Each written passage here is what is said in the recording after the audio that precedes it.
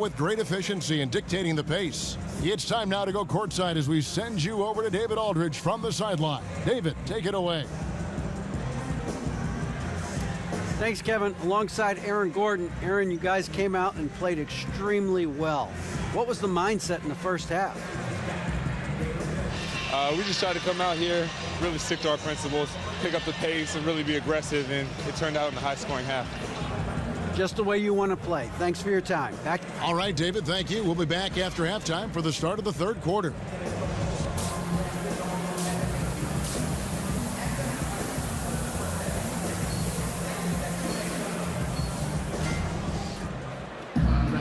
Now the second half about to start up and begin any moment. Nice game, great performance. DJ is checked in for Aaron Gordon.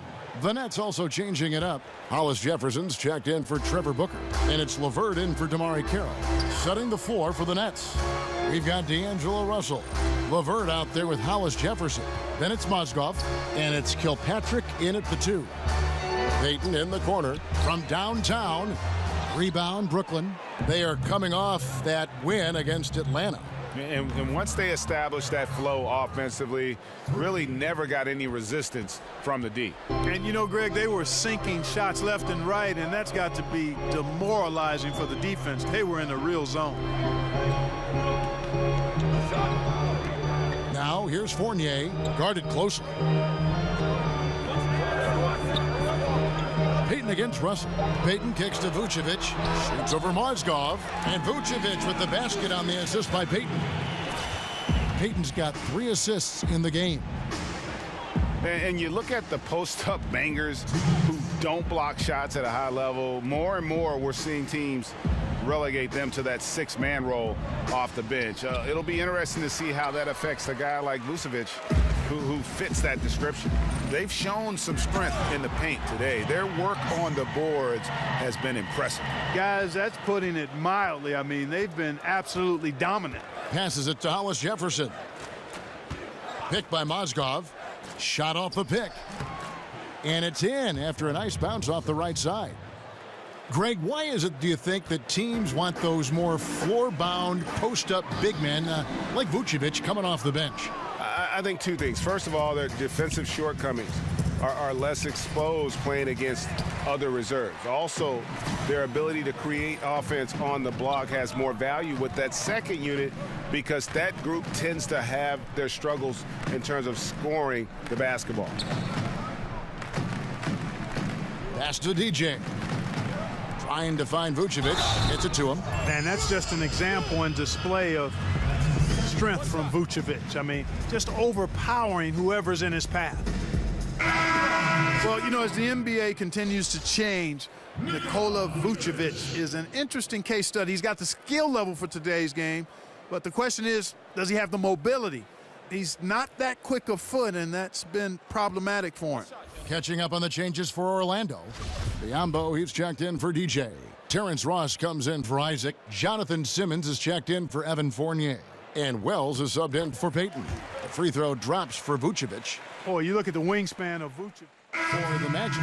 DJ is checked in for Vucevic. Isaac comes in for Terrence Ross. And DJ Augustine subbed in for Simmons. DJ Augustine out there with Wells. Then it's DJ. Then there's Bismack Biyombo. And it's Isaac in at the small forward. That's who's out there for Orlando. And it's Kilpatrick missing.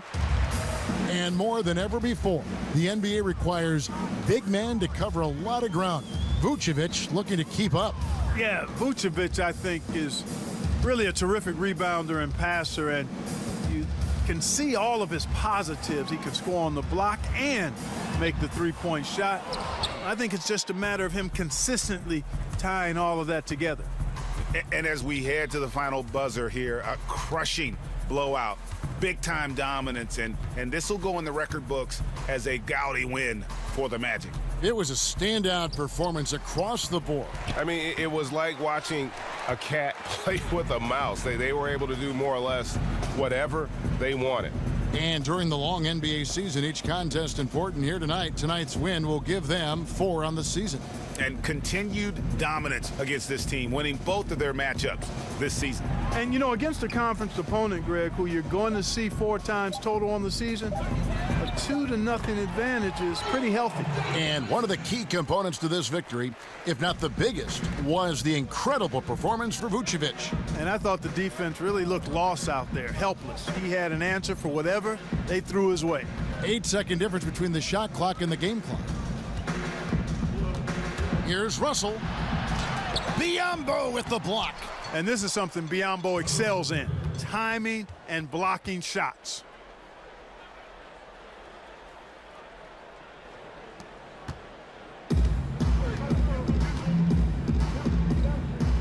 Wells passes to DJ.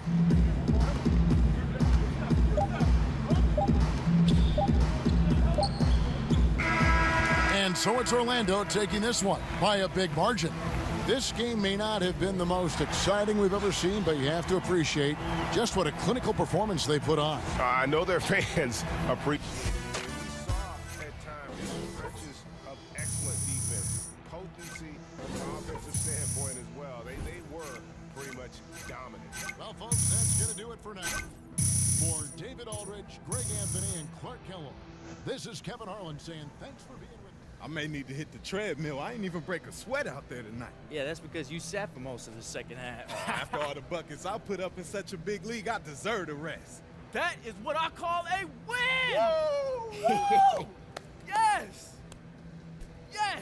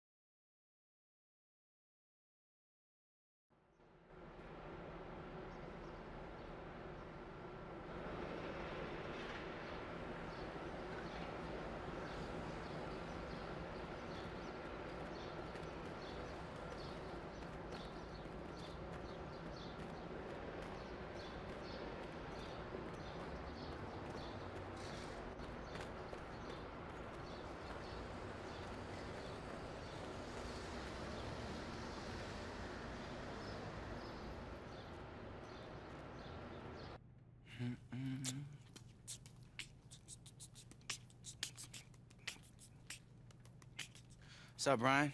Said you had something for me? I do indeed. Here you go. Nice, man. Hashtag cats. Hashtag hilarious. Hashtag why do they hate cucumbers?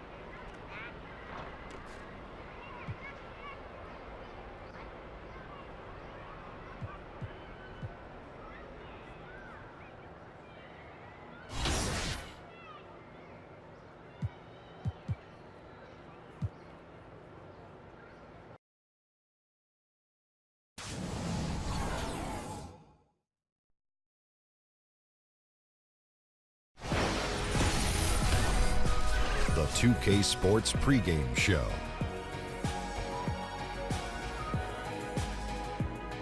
NBA on 2K Sports, Ernie Johnson with colleagues Shaq and Ken Smith. In this game, we'll see the San Antonio Spurs going up against the Orlando Magic. Checking out the Magic, this is their first time facing off this season. Last year, they split the season series at a game apiece.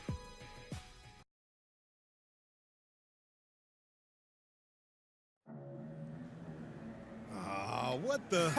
That's awesome. Hey, only one person would prank me during the pregame and has a key to the supply closet. Cool. Hey, you seen Jug? Yeah. Jug! Jug, get over here, man. Yeah, I know you did it. I'm gonna get you back. Wait. Who is this? Man, this is Brandon, a.k.a. Lil Jug, a.k.a. Knucklehead, and let him tell you he the best player that never made the team. Psh, I'm gonna cross you up right now, Shannon. What's good? You see what I mean? This dude. Look, man, this is DJ, my rookie. Hey, what's up, man? Hey, what's up, man? Oh, my bad. This is my favorite song right now. Okay, it was a Yachty? Actually, it is. You know, you might be aight. Yeah, I'm better than that. Yeah, he aight. I might even let you check out my mixtape. This guy. It's not a bad mixtape. Look, man, they call me DJ for a reason, all right? I do this. So if your stuff's not hot, I'll let you know. Oh, it's hot. I rap just as good as I ball, and almost as good as I danced. What? Oh, boo-boo, let's get it. Yeah, all right, boo-boo, don't throw your back out. Listen, man, I'm gonna see you, Brandon. I gotta get ready. All right, man. Hey, man, and I'm gonna go find somebody to clean out my locker since Jug over here. Is needed out on the floor. I'm gonna get you back, Jug. Later, man.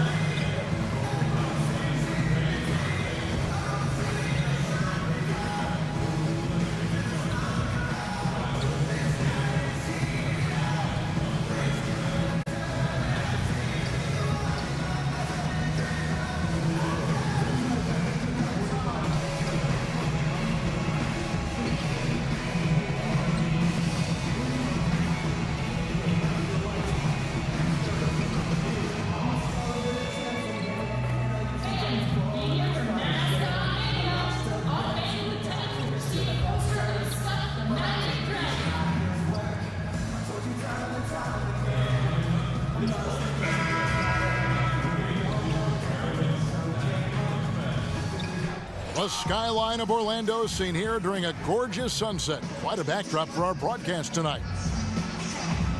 We're at the Amway Center, where the crowd is on their feet already. And as we start the weekend here on this Friday night, 2K Sports welcoming you to NBA basketball. I'm Kevin Harlan, along with Greg Anthony and Brent Barry, our terrific analysts, and David Aldridge is our sideline reporter. And the injury to Tony Parker, this really is the big news.